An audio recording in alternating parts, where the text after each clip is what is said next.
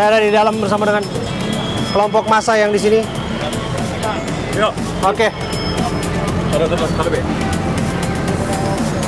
Ini dari anak-anak mana aja ini? Dari mana, Bang? Dari Jawa, Bang. Dari Jawa. Ha? Ini pro pemilu ya? Atau pro KPU? Ini masa dari mana? Pro KPU. Siapa yang bisa bicara di sini? Perwakilannya Ayo, satu aja. Sini nggak ada di sini. Oke. di motor, Bang. Perwakilannya pada naik motor.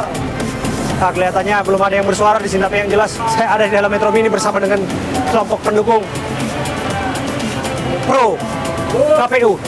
Kalau ada yang demo kecurangan dan menuntut KPU, di sini adalah yang pro KPU.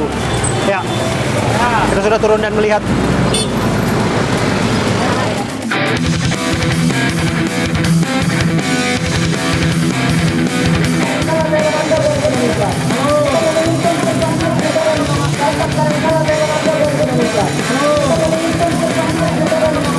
Sebagaimana yang kita sudah lihat bersama, dari Metro Mini, saya kemudian ada di barisan para pendemo yang mendukung KPU.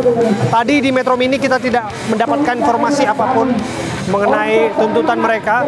Mereka masih irit bicara sebagaimana Anda lihat tadi ya. Tapi yang jelas saya sudah hadir di sini dan melihat spanduk-spanduk yang mereka bawa.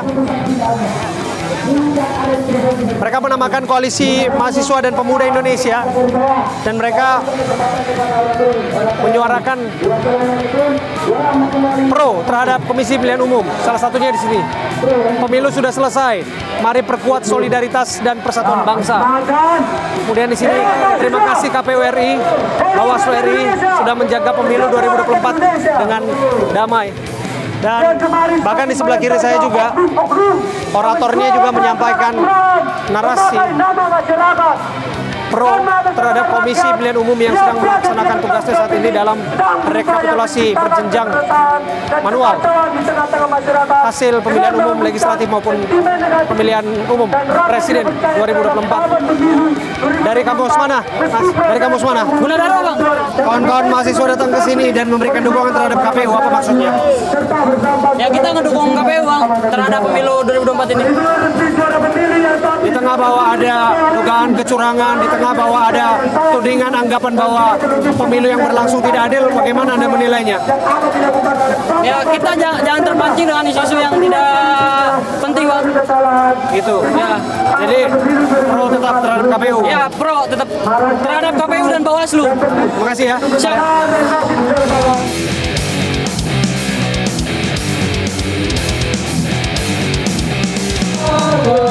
Kita akan mendalami keterangan dari para pendemo, apa yang mereka suarakan terkait dengan pro terhadap Komisi Pemilihan Umum yang posisi mereka berseberangan dengan pihak yang menduga bahwa ada kecurangan terstruktur, sistematis dan masif dalam pemilu yang sudah berlangsung dan tahapannya sudah masuk dalam rekapitulasi. Saya bersama dengan seorang mahasiswa yang ikut berdemonstrasi di sini. Dengan siapa namanya, Mas? Lingga Nasution. Oke. Mas Lingga ini dari kampus mana? Istibajia. Oke. Mas Lingga saya lihat tadi berorasi dan berdemonstrasi pro terhadap KPU. Apa maksudnya? Jadi kita sebagai mahasiswa melihat bahwa ada gerakan-gerakan yang terstruktur sekali, di mana gerakan ini tidak sesuai dengan keinginan mereka. Mereka mengadakan gerakan yang secara struktur dan ingin pemilu ini gagal. Maka kami sebagai mahasiswa ingin pemilu ini selesai, di mana sekarang masih dalam tahapan pemilu. Maka jangan kita sebagai mahasiswa tidak menginginkan adanya pihak-pihak ingin mengintervensi, menginginkan adanya perpecahan dan sebagainya. Kalau ada anggapan bahwa pemilu ini berlangsung secara curang, tidak adil, tidak jujur. Baik, sampai saat ini kan tidak ada bukti konkret yang dibuktikan oleh mereka, dan ketika pun mereka mengatakan bahwa Sirekap bermasalah, dan itu sudah dikonfirmasi dan diklarifikasi oleh KPU. Artinya bahwa sistem dan segala prosedural yang dilakukan oleh KPU dan KPU ini sudah sesuai dengan mekanismenya, sudah sesuai dengan, sudah profesional, sudah transparansi.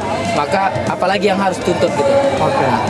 Jika ingin karena kekesalan karena melihat quick count pasangan calon presiden yang diusungnya tidak menang atau memenuhi keinginannya, ya itu kan hasil demokrasi gitu. Itu jangan diintervensi gitu. Berarti itulah keinginan rakyat. Nah, kalau kemudian Anda sebutkan tadi bahwa Sirekap betul bermasalah, kemudian kan KPU sudah mengakuinya, disebutnya ini sebagai alat bantu ataupun pendukung.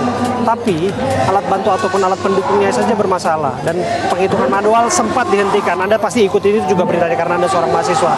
Ini semua membuat publik bertanya-tanya, curiga, ragu terhadap KPU.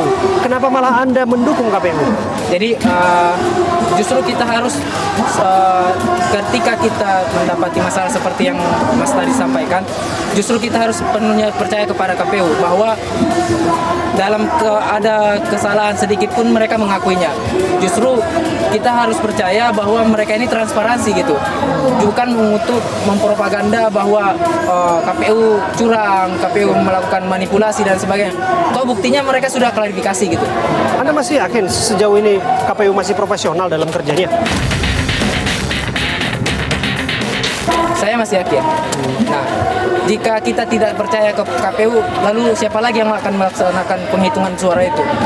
Kalau Anda juga ikuti, pasti teman-teman mahasiswa yang di sini juga ikuti bahwa ini akan dibawa ke proses politik, proses angket di DPR. Tanggapan Anda? Ya silahkan saja kalau dilaksanakan. Ya rakyat kan menilai, publik kan menilai hal tersebut juga. Bahwa gerakan tersebut apakah memang sesuai dengan yang mereka propaganda selama ini gitu. Pemilunya curang. Nah buktinya sampai sekarang mereka tidak bisa membuktikan mana pemilu curangnya gitu. Lalu kan ketika ada kesalahan Sirekap tadi kan KPU sudah mengklarifikasi itu. Lalu ya apalagi yang mau dituntut gitu? Kalau disebut mobilisasi massa, kemudian juga politisasi bansos, Ya. pengarahan kepala desa, intimidasi dan lain sebagainya. Anda sebagai mahasiswa jawabnya seperti apa? Kan itu sudah dilaporkan ke Bawaslu. Nah, dan Bawaslu tinggal kita menunggu dari hasil jawaban dari Bawaslu gitu. Apakah ditemukan sebuah pelanggaran? Nah, jika Bawaslu tidak dirasa profesional, maka kan ke DKPP kita bisa melaporkan ke DKPP. Artinya kita harus sesuai dengan prosedurnya juga. Jangan melakukan gerakan-gerakan makar, jangan melakukan gerakan-gerakan propaganda, gerakan-gerakan liar gitu yang merusak pesta demokrasi itu sendiri. Jika pesta demokrasi tidak berjalan dengan sesuai yang kita inginkan, tidak berjalan damai, maka sirkulasi pemerintahan tidak akan terjadi. Oke. Satu saja. Anda sebagai seorang mahasiswa melakukan aksi demonstrasi di sini, punya komitmen tentu saja bahwa ini semua damai ya. Damai. Terima kasih, Bung Lingga ya, Lingga Nasution ya, Ya. sudah berkomitmen kepada kami menyampaikan aspirasinya dalam proses yang baik dan kondusif nanti ya. Terima kasih, Bung. Pemirsa, ribuan laporan tentang dugaan pelanggaran pemilu 2024 termasuk ke Bawaslu dan Bareskrim Polri. Sementara itu KPU mengklaim anomali yang terjadi pada data yang ada di aplikasi Sirekap terus diperbaiki.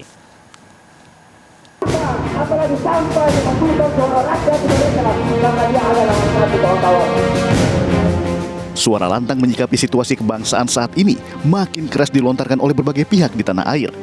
Mulai dari Sivitas Akademika, guru besar, rektor, mahasiswa hingga masyarakat kompak menyoroti situasi pemilu yang terindikasi banyak kejanggalan dan kecurangan. Menurut data Bawaslu, hingga 26 Februari Bawaslu sudah menerima 1.271 laporan dan 650 temuan terkait adanya dugaan pelanggaran pada pemilu 2024. Laporan-laporan tersebut baik dari partai politik, institusi, hingga masyarakat yang melaporkan adanya dugaan pelanggaran administrasi hingga kode etik. Kami menerima 1.271 laporan, 650 temuan.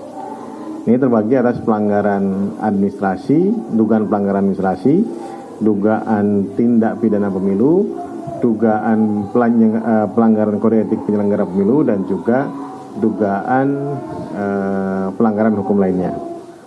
Kemudian yang diregistrasi ada 482 laporan dan 541 temuan. Ada 104 temuan belum diregistrasi. Isu kecurangan yang menjadi perbincangan terbagi menjadi dua, yaitu sebelum dan setelah pencoblosan. Kecurangan sebelum pencoblosan meliputi intervensi politik, pelanggaran etika, dan penyalahgunaan wewenang di Mahkamah Konstitusi. Sementara kecurangan pasca pencoblosan berupa manipulasi suara di aplikasi Sirekap.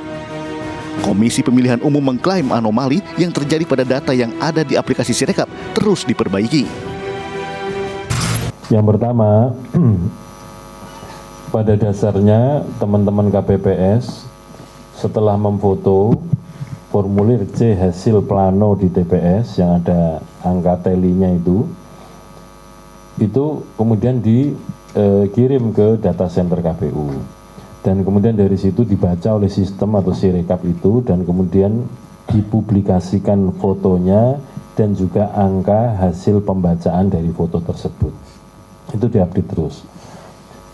Namun demikian sebagaimana saya sampaikan pada tanggal 15 Februari 2024 yang lalu, by sistem atau secara sistem sebenarnya bisa membaca kalau ada angka hasil konversinya itu anomali. Kenapa? Kalau di dalam negeri, per TPS itu kan maksimal pemilih 300. Begitu ada angka perolehan lebih dari 300, pasti anomali. Maka kemudian oleh sistem diklaster. Lembaga Survei Indonesia merilis hasil survei terkait tingkat kepercayaan masyarakat terhadap pemilu 2024. Sebanyak 31,4% menyatakan setuju jika pemilu 2024 diwarnai kecurangan. 50,5% tidak setuju, sementara sisanya 8% tidak menjawab. Penggunaan hak angket di DPR untuk mengungkap dugaan kecurangan pemilu 2024 pun terus mengemuka. Terbaru datang dari kelompok masyarakat yang tergabung dalam Gerakan Indonesia Adil dan Demokrasi atau GIAD. Mereka mendorong 30 anggota DPR untuk menggulirkan hak angket dugaan kecurangan dalam Pilpres 2024. Puluhan anggota DPR itu berasal dari fraksi Nasdem, PDI Perjuangan, PKB, dan PKS. Dari Jakarta, Tim Liputan iNews melaporkan. Mirsa, demikian jumpa kita dalam The Prime Show malam hari ini mewakili kerabat kerja yang bertugas. Saya Abraham Silaban, pamit undur diri. Terima kasih atas kebersamaan Anda.